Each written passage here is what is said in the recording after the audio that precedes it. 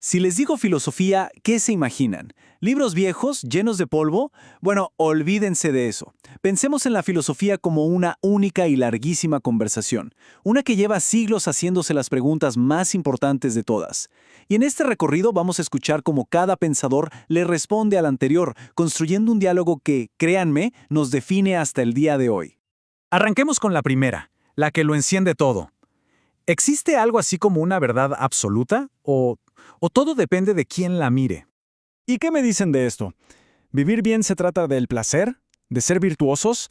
¿De cumplir con nuestro deber? O sea, ¿hay una forma correcta de vivir? Y claro, la pregunta del millón. ¿De verdad elegimos nuestro camino? ¿O somos más bien el resultado de fuerzas que ni siquiera podemos ver? Como ven, estas no son preguntas con una sola respuesta, no. Son el motor de una charla que sigue más viva que nunca. Así que acompáñenme a escuchar a sus protagonistas. Nuestro viaje arranca, como no, en la antigua Grecia. Aquí, un grupo de pensadores revolucionarios decidió que ya bastaba de explicar el mundo con mitos sobre dioses. En su lugar, empezaron a usar algo radicalmente nuevo, la razón. Y con la razón nace el primer gran debate. Por un lado, tenemos a Heráclito, que veía el universo como un fuego, un cambio constante. Y por el otro, a Parménides, que estaba convencidísimo de que el cambio es una ilusión de nuestros sentidos, que la realidad es una, eterna, inmóvil. ¿El mundo es cambio o permanencia? La conversación había comenzado. Y entonces aparece en Atenas un personaje, digamos, incómodo. Uno que no escribió ni una sola palabra, pero lo cambió absolutamente todo. Su método era simple: caminar por la ciudad y preguntar, preguntar y preguntar. Sócrates no quería dar respuestas, sino hacer que los demás se dieran cuenta de que sus certezas, en realidad, eran bastante frágiles. Con él, la filosofía se volvió un examen de la propia vida. Su discípulo, Platón, llevó esta idea a otro nivel.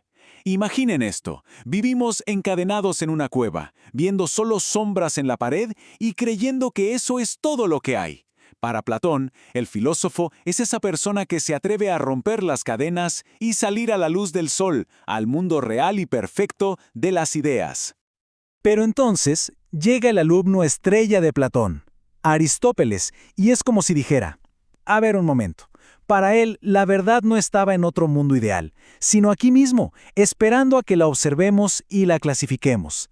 Creó la lógica, estudió biología, nos enseñó que la felicidad no es una idea lejana, sino el resultado práctico de entrenar nuestro carácter día a día. Después de Grecia y Roma, el mundo cambia por completo. Con la llegada del cristianismo, la conversación filosófica da un giro de 180 grados. La nueva gran pregunta, la que va a dominar casi 1000 años, será: ¿cómo hacemos para que la razón de los griegos se encaje con la revelación de un Dios único? Aquí, pensadores como San Agustín dirigieron la mirada hacia adentro. Para él, la filosofía era un viaje interior, un análisis del alma que busca algo que este mundo simplemente no le puede dar. La verdad, decía, no se encuentra afuera, sino en esa búsqueda interna que, para él, nos lleva hacia Dios. Y este larguísimo periodo llega a su clímax con figuras como Tomás de Aquino. Su trabajo fue monumental. Construyó un sistema gigantesco para demostrar que la fe y la razón no se pelean, sino que son dos caminos distintos que llevan a la misma verdad. Usó la lógica de Aristóteles para darle un esqueleto racional a la teología cristiana. Y entonces, todo se rompe. La conversación llega a un punto de quiebre total, un momento en que la base del conocimiento se tambalea y hay que empezar de cero. Reconstruirlo todo desde un lugar completamente nuevo: la mente del individuo. Pensemos en el contexto. El Renacimiento, la Revolución Científica, todo estaba sacudiendo los cimientos de Europa.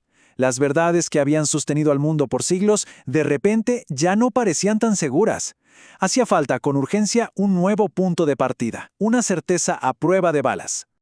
Y aquí es donde entra en escena René Descartes. En medio de esta duda generalizada, se propuso una tarea titánica: encontrar una cosa, una sola, de la que fuera absolutamente imposible dudar. Y la encontró. Podía dudar de lo que veía, de lo que le habían enseñado, hasta de que el mundo existiera, pero no podía dudar de que él estaba dudando. Y si dudaba, es porque pensaba, y si pensaba, tenía que existir. Y este es el método que lo reinició todo. Imaginen que Descartes demolió el viejo edificio del saber para reconstruirlo sobre una única viga de acero, el yo que piensa. A partir de aquí, el fundamento de la verdad ya no va a estar en Dios o en la tradición, sino en la certeza de la propia conciencia. La filosofía moderna había nacido. Claro, este giro de Descartes hacia el individuo, tuvo consecuencias explosivas.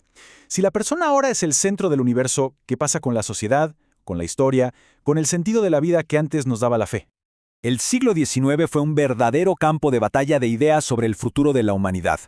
Para Hegel, la historia era el progreso inevitable de la razón. Pero Marx le dio la vuelta y dijo, no son las ideas, es la economía. La historia es una lucha de clases. Y entonces llegó Nietzsche con un martillo, a decir que la historia nos había llevado a un punto sin retorno. Y ojo con esta famosa frase. Para Nietzsche no era una celebración, para nada. Era un diagnóstico aterrador. Si Dios, como la fuente de toda moral y sentido, ha muerto en nuestra cultura, ¿qué nos queda? Nos queda un vacío. Y la tarea gigantesca del ser humano es convertirse en creador de sus propios valores. Esta idea explotó en el siglo XX, con el existencialismo. Pensadores como Jean-Paul Sartre llevaron la libertad a su expresión más angustiante. Sin un plan divino, no hay excusas. Somos pura elección. Estamos literalmente condenados a inventar nuestro propio sentido con cada cosa que hacemos. Y esa es una responsabilidad brutal. Y así llegamos a la conversación de hoy. Si ya no nos controla un rey o una religión, ¿significa que por fin somos libres? Bueno, la filosofía más reciente sospecha que no, que ahora existen nuevas formas de control, mucho más sutiles, casi invisibles. Michel Foucault nos dio una metáfora potentísima para entender el poder moderno, el panóptico. La clave ya no es la fuerza bruta, sino la vigilancia. La simple idea de que nos pueden estar observando en cualquier momento hace que empecemos a regular nuestro propio comportamiento, autocensurarnos. Nos convertimos de alguna manera en nuestros propios carceleros. Y esto, claro, nos lleva directamente a nuestro mundo digital. El panóptico de hoy no es una torre de ladrillos, es el algoritmo.